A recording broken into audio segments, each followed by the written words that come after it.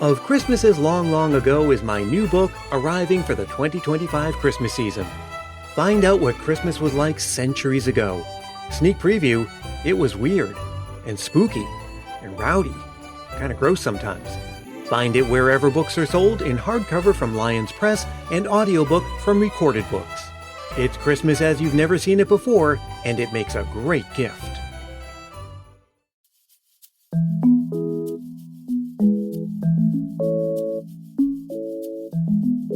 I've always loved those stories about famous products that were invented by accident. Maybe you've heard the one about the naval engineer who was working with tension springs, and when he dropped one on the floor, he noticed that it almost looked like it was crawling. And the next thing you know, the Slinky is one of the top-selling toys on the market.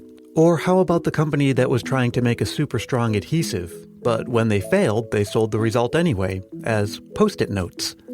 Well, here's one that maybe you haven't heard.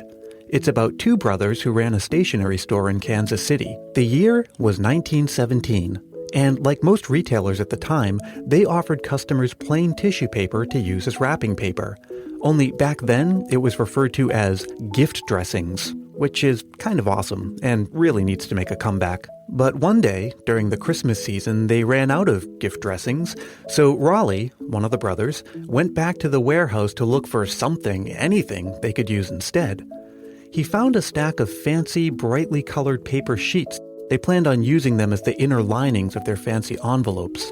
So he brought some of it back to the store, priced the sheets at 10 cents a pop, and the stuff just flew off the shelves. They couldn't keep up with demand. And just like that, a whole new industry was born. The wrapping paper we know and love today, with its bright colors and printed patterns, can trace its beginnings back to that one day, that one decision made in 1917 by a man named Raleigh Hall, who along with his brother J.C. ran a company that's still around today. Maybe you've heard of it. Hallmark. But what's maybe even more interesting is the fact that when all of this happened, the idea of wrapping gifts for Christmas was only about 50 years old. It seems unimaginable that there was ever a time when gifts wouldn't be wrapped. Think of the anticipation created by the concealment of gift wrap, or the beauty of a decoratively wrapped gift, the excitement of unwrapping to reveal the surprise of what's inside. All of that is relatively new. And there's an interesting story behind it, one that has to do with the influence of media, the rise of industrialization, and the birth of consumer culture. I'm Brian Earl. This is Christmas Past. Let's go back to sometime a little before 1850. Back then, Christmas gifts were almost exclusively for children, and they were almost never wrapped. They were mainly small items left in a stocking hung by the chimney. But around this time, a new trend was starting to take hold in America, one that was first seen among German settlers in Pennsylvania. They would place a tree inside their house at Christmas time and decorate it. This was still a new idea to most Americans, and a popular women's magazine of that time published an illustration in 1850 that showed a Christmas tree with gifts hanging from it, along with other ornaments. So gifts moved from the stocking to the tree. Some of them were just stuffed in between the branches, while others, like candy and nuts, would be hung in small decorative containers. By the way, you know those animal crackers that come in a little box with a string on them? Those were created by Nabisco originally as a Christmas promotion, and the string was there so that you could hang them on the tree. It wasn't until sometime in the 1870s that adults began giving each other gifts on a routine basis. This was a time of increasing industrialization, where more goods were being produced in large factories and shipped long distances. They needed a way to neatly store them in warehouses and on store shelves, and also to protect the merchandise. So an outgrowth industry for packaging emerged. And interestingly, one of the side effects of this growing box industry was a whole new class of goods that required a box, things like jigsaw puzzles and board games. So now we're up to around the 1890s, and store-bought gifts were becoming the norm. And most of them were too big to go in the tree. In fact, an 1896 issue of Good Housekeeping advised putting gifts under the tree. Around this time, wrapping gifts for adults and children alike really took hold. Wrapped boxes were covered in tissue paper, usually plain white, but Sears and other stores sold colored tissue paper starting in around 1897.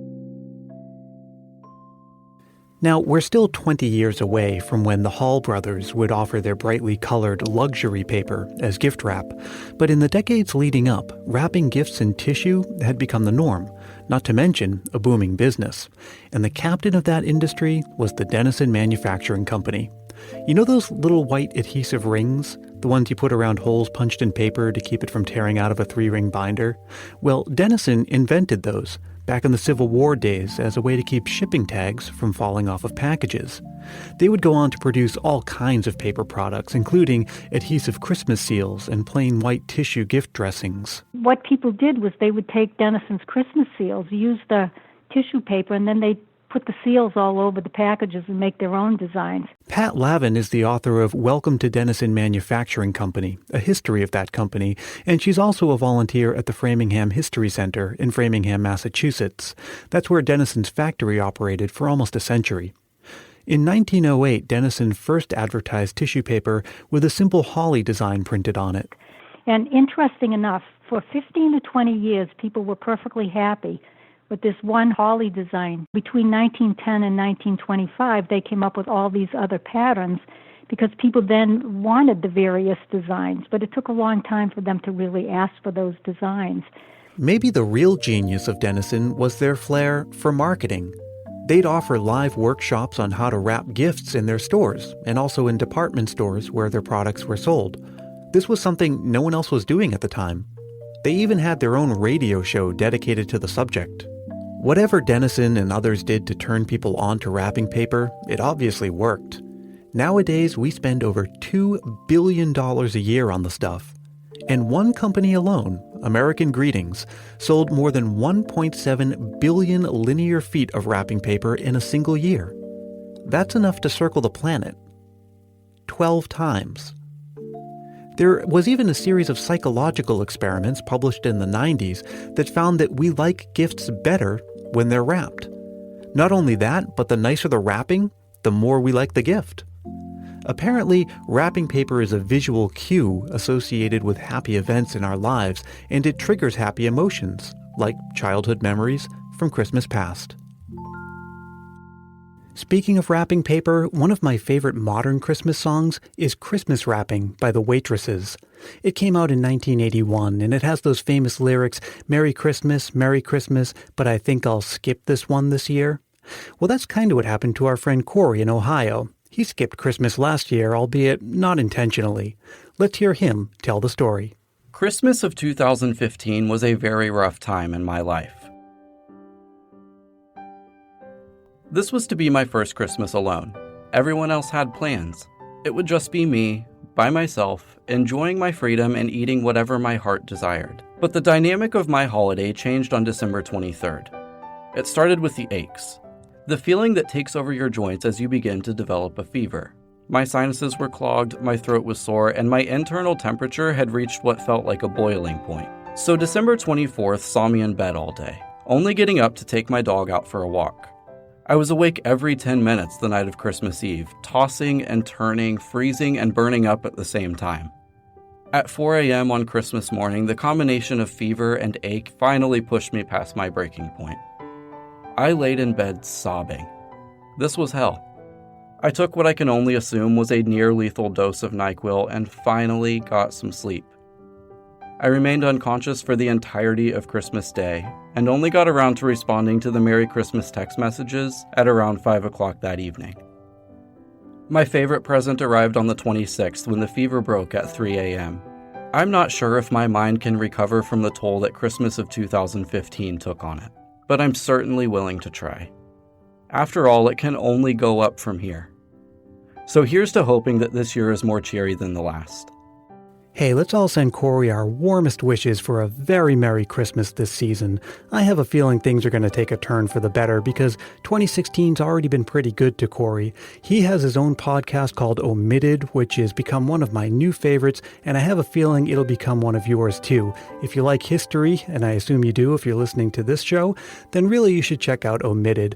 What Corey does is takes a famous historical topic and then goes on a deep dive into the little stories that you hardly ever hear. This season, he's doing a whole series on the Titanic, and it's just fantastic. Check him out on iTunes or however you get your podcasts, and I'll also have a link on my site, ChristmasPastPodcast.com. Hey, and if you want to share a memory, it's super easy. All you have to do is record a voice memo on your phone and send it to me at ChristmasPastPodcast@gmail.com. Try to keep it to about a minute, and be sure to say your name and where you're from. And if you don't want to record your own voice, that's okay. You can just write me an email, and maybe I'll get a chance to read it myself on the show. Christmas Past is produced in sunny San Mateo, California by yours truly, Brian Earl. Thanks very much to Corey in Ohio and also to Pat Lavin at the Framingham History Center. I'd also like to thank Annie Murphy and Susan Silva at the Framingham History Center. They helped a lot as I was researching this episode. I'll have pictures from their Denison exhibit on my website. Remember that subscribing is just one click away on iTunes or however you get your podcasts, and of course the conversation is going full steam ahead on social media.